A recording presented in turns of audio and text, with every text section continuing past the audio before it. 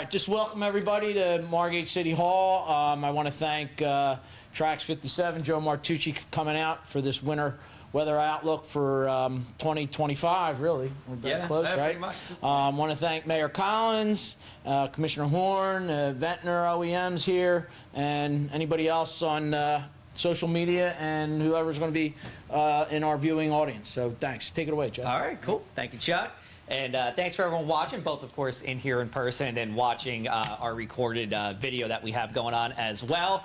We're going to talk about, as Chuck said, really just at this point, the 2025 winter outlook. If you're wondering, yes, it could snow a little bit on Friday night, but more just like festive flakes. I don't see any kind of plowable snow for us Friday night here. That was me at the, I think that was at the, where is that? Chuck, where am I here? I'm at the library? You're in Margate City. No, I know, this photo right here. Oh, that?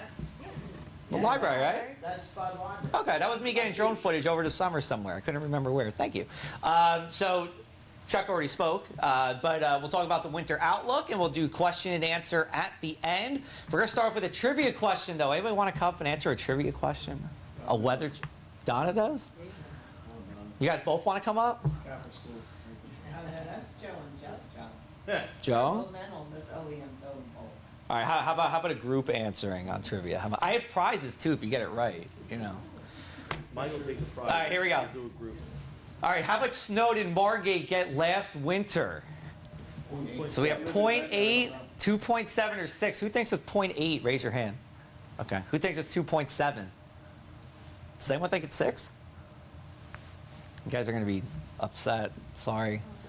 It was actually 6? Really? Yes. Yeah, it's a little hard to see from the distance here, but actually we did pick up 6 inches of snow. Now that's according to the Office of the New Jersey State Climatologist. We did have one event in January.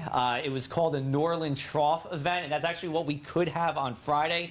In short, a Norland Trough is like a train track of snow. It's narrow, but when it falls, you know, it can accumulate rapidly, and that's actually where most of our snow came from in that one day in January. And even that melted pretty quickly afterwards. I think most of you know who I am, so I'll just kind of go through this briefly, but I'll talk about Triax57. So we have John Hines behind me, manning the camera. We have Kimberly over to the side. She's getting some photos and videos. We are a streaming video news network for the entire Jersey Shore, everywhere from Cape May to here to Margate, all the way up to Sandy Hook. We've been around since about 2015, John. But as we go into the new year, we're really looking to ramp up both our news production, and I've been doing weather at Triax since about Labor Day, and really being one true video news source for the Jersey Shore. Of course, you know, when TV 40 left, a lot of people were upset. I know we talked about it beforehand. Obviously, I was at the Press of Atlantic City for a little over 6 years, but thanks to John and Kimberly and everyone we have at Triax, as we go into 2025, we're going to really make this the place for video news that we've been missing here at the Jersey Shore and for all of the Jersey Shore. And you can follow me on social media at JoeMartWX. You know, we're doing not only just your regular weather forecast videos, but we're trying to really be interactive and very social friendly. You know, we're doing Reels, we're doing TikToks, we're doing all that stuff, but we're also doing in-person events like here tonight. And this is our final winter weather outlook. We had a winter weather seminar in Bradley Beach in Monmouth County. We had another one in Neptune with the emergency management over there. And then our last one's here for Downbeach here in Margate. And here's a homepage if you come to Triax. We have a couple different videos you can watch on demand on the right, and then the streaming loop right over here. And we got video, we got weather, we got trending video, we got local news, and this will only get bolstered and beefed up over time. And if you want us to make your press releases for events and other things happening in the towns, you certainly can at newstips@triax57.com. Kimberly was just in Smithville. What was going on in Smithville? This is their annual Lights on the Lake show. It was absolutely beautiful. All right, perfect. And even though it's very foggy down here, it was picture perfect in Smithville. Yeah, the fog only rolled in right over here, right off the ocean. And I had Kimberly here, so there she is. And then Kathy, who's on her way, she'll be here in a little bit. part of our news team. This was me when I was about 7 years old. I didn't know I wanted to be a meteorologist then, even though I was being a chef for Halloween that year. But my point is, you know, when you meet meteorologists, a lot of us have wanted to do it for a really, really long time. My first website I ever went on in 1998 was weather.com when I was 7 years old, and I thought it was the greatest thing ever because I was only watching the Weather Channel at that point and local news then.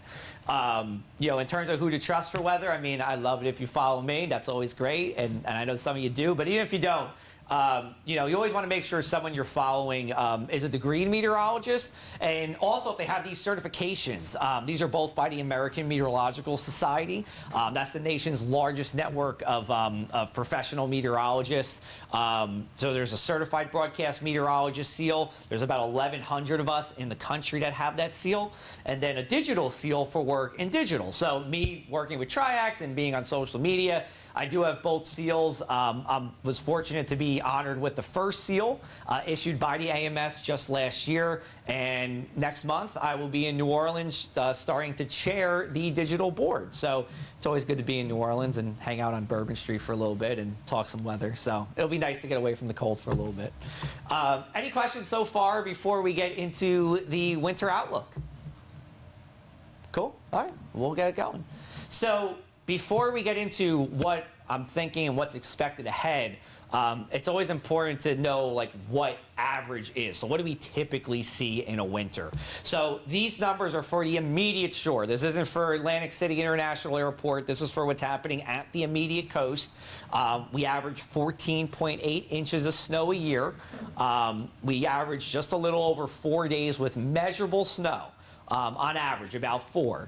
Our first measurable snow on average is December 27th, so we're getting pretty close to that. And again, we could see a smidge of measurable snow tomorrow night. So that would be about the average. This is important for our code blue days. The number of days with lows below 32 is 100, although I'll say this is a long-term average. In recent decades, it's been closer to about 70 or so. We average about 16 days with a high below 32. And getting below 0 at the shore, as I'm sure we probably know, is very hard to do. On any given winter, we have about a 10% chance of actually getting below 0 degrees here. And in fact, that is our next trivia question. Does anyone want to volunteer and come up and win some prizes this time? All right. I got it sitting here. I got stuff. All right. What year was our last time, this is at Atlantic City Marina, got below 0? 2018, 2015, or 1994? So who thinks it's the first one, 2018? Oh, no, okay. Who thinks it's 2015? All right. Who thinks it's 94? Okay. This one was mostly better. Sorry.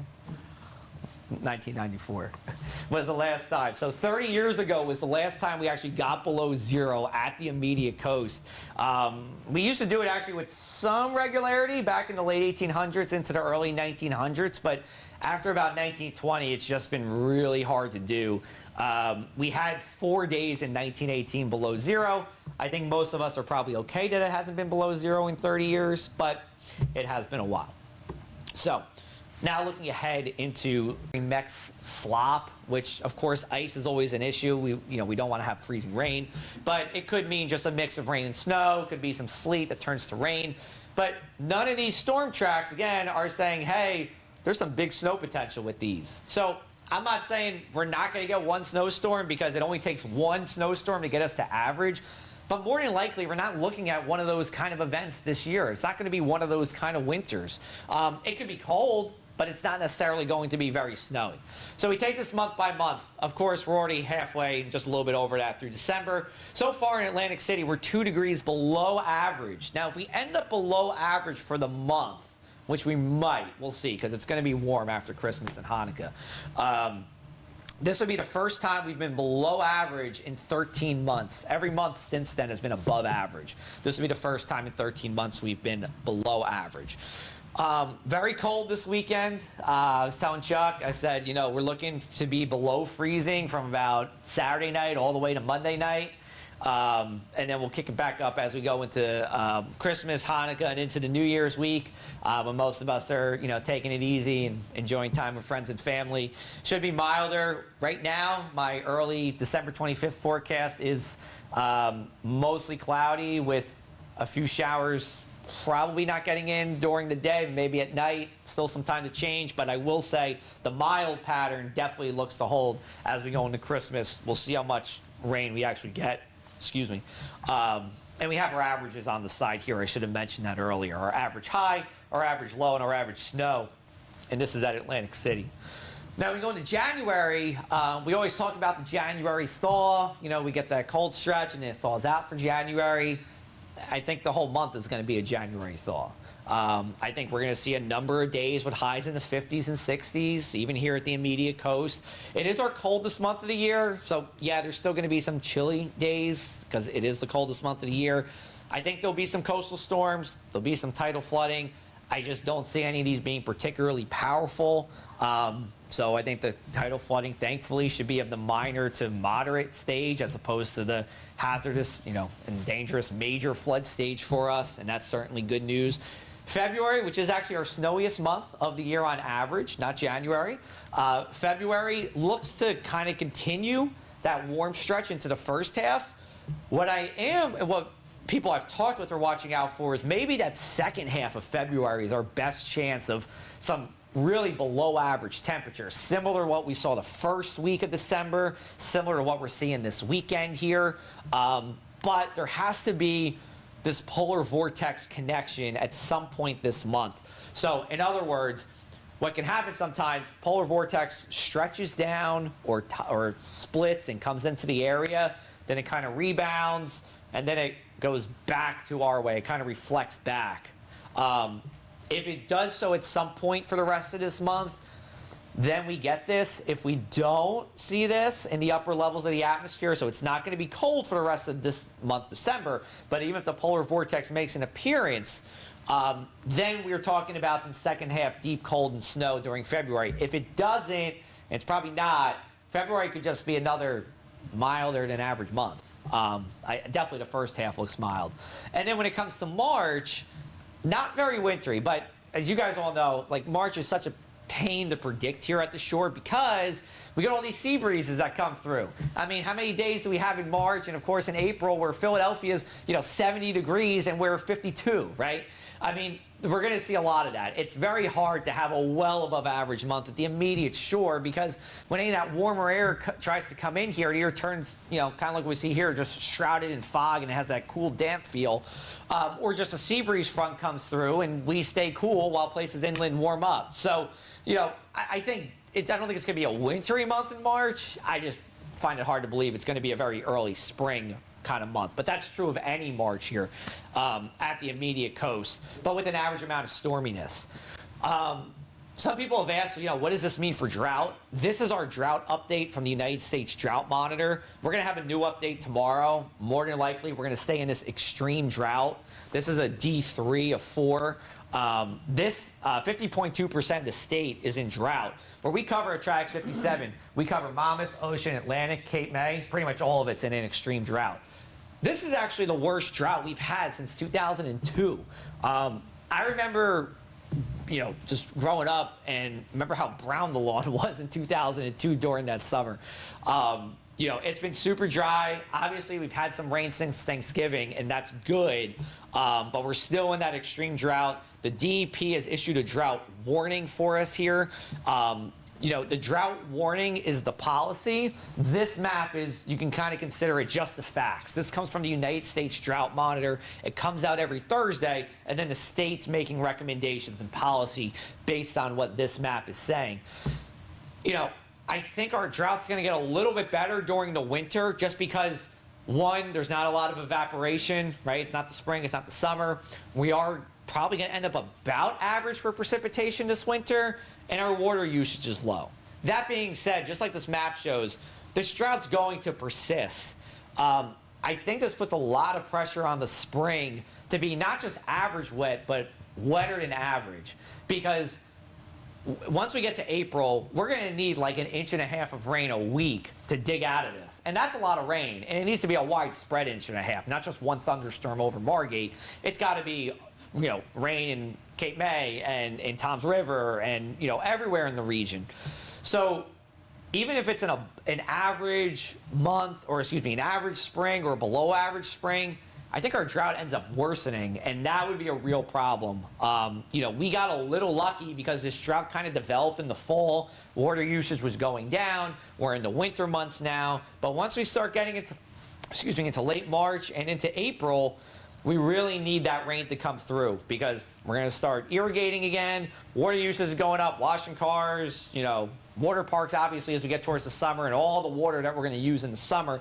We need a lot of rain in the spring. If we don't, then we could be talking about a drought emergency from the state, and that's when there's mandatory water restrictions that are in place if we get to that stage. Let's hope it doesn't happen, but there is a possibility. We'll have to see what happens as we go into the spring. So to recap here, this is my kind of like, if I had to put this in a percentage, Joe, what do you think in terms of snow? 65% chance we end up below average with our snow. I kind of evenly split above average and average. And that's because, like I said, it only takes one storm to get us super close to average. I just can't rule that out. Stranger things have happened. But likely to be less snowier than usual, colder than average for December, or it's going to be right near the average. We'll see how the last couple of days of the month shakes out. Then generally mild. The storminess looks to be about average. I don't think it's super stormy. I don't think it's super dry. With about maybe a little bit more than the usual tidal flooding because a lot of winds will be coming from the south. But I don't think it's going to be, again, major flood stage or many, many days with even moderate flood stage. And that moderate flood stage is when you can start to get some water damage into the unraised homes and businesses. Driving around the barrier islands really becomes a real pain in the butt in moderate flood stage. Some of the bridges are closing. Black and White Horse Pikes are really hard to get through at that point. So that's what we're looking at, as we recap, what to expect for this winter. So that's what we have. I appreciate everybody listening. We have 2 QR codes for you here. If you want to hit it with your phone, you can stream Triax57 on the left. You can follow me if you don't already on the right there. We'll take any questions that you have, but I appreciate everyone's time, and thanks for listening tonight and coming out. Thank you guys so much. Thanks. Thanks, guys. We have some freebies here too. I'll pass them out in a sec. But I have these. These are climate fact and data sheets. They're kind of like little fun facts about what happens with weather throughout the year. So, like for example, on December 22nd, that was our longest streak of rain that began. Just little fun facts like that. Actually, what I can do is, Kimberly, you might pass these out? Absolutely. Yeah. Just pass it out. If you guys have any questions, definitely take it. If not, I appreciate the time. Yeah, go ahead. I don't know if you follow inland a little. Yeah, I yeah, live in totally. Harbor City. Yeah, yes. And I always say we're on the cusp. Yeah. Because Hamilton gets all the weather, we get nothing. The shore gets all the weather. Right. We get The winter ahead. So, when we look at winter forecasts, there's all these different factors that are looked at. And one of the people I interviewed about the winter outlook, his name's Steve DiMartino. He's the owner of NYNJPA Weather in Freehold, and he's also he's actually on the board with me as a certified digital meteorologist.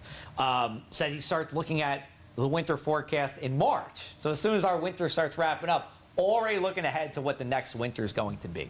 So when we look at all these factors, and we look at, what's in the snow factor and what's in the no snow factor. If you want snow this winter, the good news is there was a good amount of Siberian snow cover. And I'll talk about all these factors in just a minute. But that's about it. Everything else is in the no boat for snow this winter here. And like I said, we'll go through all of them. Let me ask you this. How many people like snow? How many people are like, can't wait for snow? One? What? 2 of us. Just 2 of us. Okay, you like watching it on TV? Perfect. All right, who likes like one snow, then that's it? Like, I'm good with that. All right, everyone else just doesn't want snow. All right, good. So we should be pretty happy after I'm done talking with everybody. Cool. So there's a lot of different factors here. One thing is, are we in an El Nino or a La Nina? And that has to do with our water temperatures off the equatorial Pacific Ocean, so off the coast of South America, below average, in which case it's La Nina, or above average, and that's El Nino. So we take a look at that same area here, and there's a lot of blue. We're actually just on the cusp of a La Nina right now, and we are forecasted to go into a La Nina as we go into January and February and March. And on average, we take a look at, well, what does that mean for our snow here in New Jersey? So I blew up New Jersey here, and you see a lot of those browns near us, and that means typically a below average winter when it comes to snow here, if you're just looking at La Nina alone. This is an interview I did for our winter weather outlook that's on Triax57. It's our this is with Dr. Judah Cohen. He is the director of seasonal forecasting for AER in Massachusetts. He actually pioneered this idea that the more snowfall you see in Siberia during the month of October, the better chance that cold and snow come into the Northeast, because the polar vortex, and we'll talk about that, has a better chance of impacting our area. So we look at Siberian snow cover during the month of October this year, and that's that blue line. It's slightly above the average, which is that green line. So there's a slight trend, and again, that's pretty much our only positive looking trend if you want snow, which nobody does here, so that's good. But that's our only thing that's saying, hey, there's a possibility of this being above average for snow. Then we look at this. It's called the quasi-biennial oscillation, and unless you come to a winter weather seminar with me, this is probably the only time you're going to hear about this all year long. The QBO is a regular variation of winds near the equator, near the stratosphere. So the stratosphere, we'll say, is about 60,000 feet high. There's actually a whole range, but it's about 60,000 feet high. Every 14 months, this flips between an easterly phase, which is a negative phase, and a westerly phase, which is a positive phase. The only other thing on planet Earth that is more regular than this oscillation is the seasons, going from spring to summer to fall to winter. That's it. Otherwise, you can pretty much bank every 14 months, this is going to flip. We are in a westerly QBO. So what that means for us is, on average, we end up drier than average. That's what this graphic's showing. And then no real temperature trend here, but definitely a drier trend. And of course, we're in drought. We're in what's classified as an extreme drought, which is our third stage of 4 for drought. And that's certainly been a problem over the past couple of months. The polar vortex. So this was a video I did back in the press of Atlantic City about the polar vortex. It is really, there's 2 levels to this. There's a polar vortex in the stratosphere, which is kind of what you're looking at in this kind of jet stream that likes to spin at the top near the North Pole. And you think about a spinning top. The faster that top spins, the more it stays in place, right? The slower that top spins, it starts to wobble. Here in New Jersey, we really don't get any impacts when the polar vortex is strong, because it's spinning tight like a top at the North Pole. But when it starts to wobble, that's when that cold air invasion comes down into our way. That's when we have the potential for snowstorms. The first week of December, we were cold. That was just a little side swipe of the polar vortex. That wasn't even the full thing. What was cool about this video is that the Deadliest Catch actually picked this up. Hollywood came calling like 3 years ago, and they said, could we use your video? And we said, sure. So I'm on the Deadliest Catch, which I thought was pretty cool. Maybe my only time in Hollywood. But we take a look at the polar vortex. I know this says next 2 weeks. This is actually what happened over the first half of December. But we take a look at the blues here. Blue is cold. New Jersey is here. This really is the polar vortex circulation. It tries to get in, and it did in that first week of December. You can kind of see some blues right about there. But that was it. It was just kind of a side swipe of the polar vortex in the very beginning of December. We take a look at our water temperature forecast for the winter here. December, which we're already halfway through. January and February. We see a lot of blue here over New Jersey and into New England here. Below average water temperatures are expected. Water temps right now are about 44, 45 degrees. So what that means to me is that when we get coastal storms, they probably won't strengthen much. And that's because coastal storms like this strong contrast between the cold land and relatively milder oceans. And the bigger that contrast is, the bigger those storms can develop and explode. But it just doesn't look to see that, because we're going to have a lesser difference in temperatures, mainly because our water temperatures look to be generally below average. Probably, we can get coastal storms, but they're going to be on the weaker side here. Now, there's one more thing, too. Again, only time you'll hear this is when you're with me, is the warm Atlantic quad pole mode. So these are warmer than average temperatures in the tropical Atlantic. Really, what that is telling us is Not much for precipitation in South Jersey. You see some greens, and I know the resolution isn't great because this was already a kind of a small map to begin with. If when I was doing this talk in Neptune and in Bradley Beach, I was saying, hey, well, there's a little trend. If you're just looking at this towards wetter, you come down here to Margate, Ventnor, no real trend. So not much to talk about there. This map is how we're looking. This is how the storm track should come through the area this winter. This is from NYNJ PA Weather. I asked Steve if I could borrow it, and he said yes. So thank you, Steve. There's all these numbers here, and we'll kind of go through these in different groupings. So Storm Track 2, 3, 3A, and 3B keep the storm center near us, or the storm center's to the north and west. So what does that mean? Well, typically any of these storm tracks, this storm track, that storm track, maybe even that 3B storm track, typically means more rain than snow for us. And that's because these are the tracks of the low pressure systems. Low pressure systems spin counterclockwise. So if you got a low pressure system here going over to the center of Pennsylvania, that means a lot of south wind for us. South wind, of course, is going to bring us, rain here. It could be 51 and raining here at Downbeach, and you go to Hamilton and it's 34 with a wintry mix, and Trenton's 29 and snowing. Could be one of those situations. Even 3B, it could be one of those mixing kind of events, where it starts out as snow and it flips to rain, something like that. But any of these 4 storm tracks don't scream snow to me. Then we look at storm track number 1. Now, this is an Alberta Clipper system. That's actually what's going to kind of pass through here Friday.